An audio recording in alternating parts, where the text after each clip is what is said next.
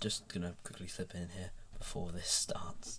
I don't know what you're about to witness. This is a post I made on Reddit, and I decided to just read it out. I don't know how to translate into video, but we'll see. So enjoy.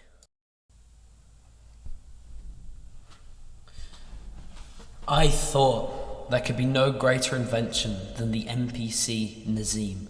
But once again, this game proved me wrong.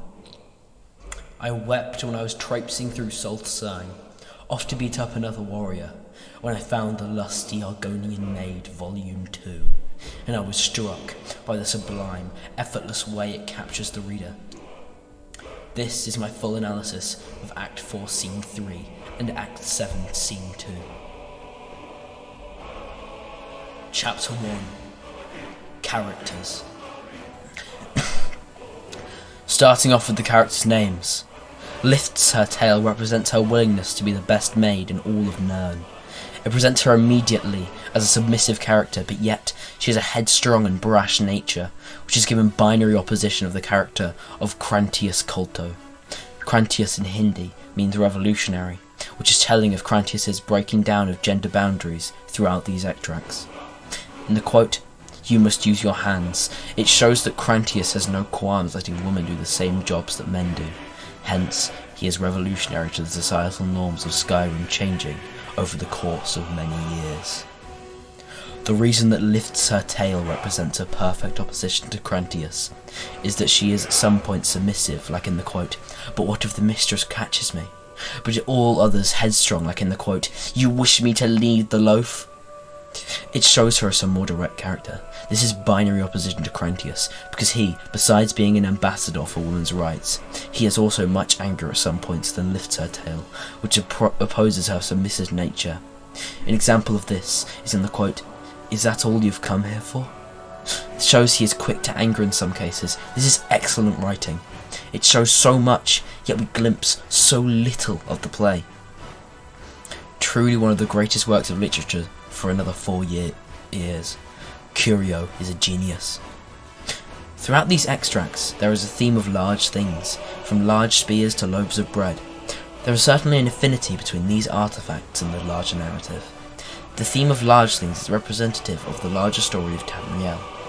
Nations rising and falling, getting more and more advanced, from the invention of spears to the much more notable invention of bread. All kinds are thought of as simple amenities like food or combat equipment, each one larger than the other. Lifts her tail says, "My goodness, that's quite an oaf, but how will I ever fit it into my oven?" This shows she has the large oven of Tamriel, barely able to contain the array of races that are dotted all around the continent.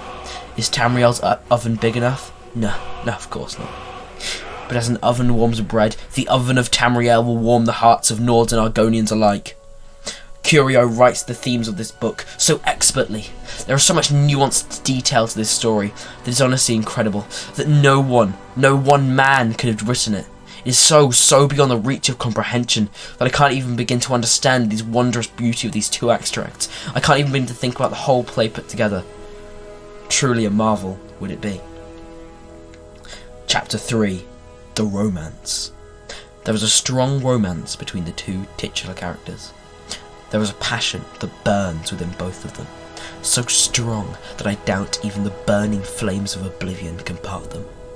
In the quote, "Don't fret, my delicate flower," it creates such romantic tension in the room that I feel as though not even Dawnbreaker itself could cut through the tense air.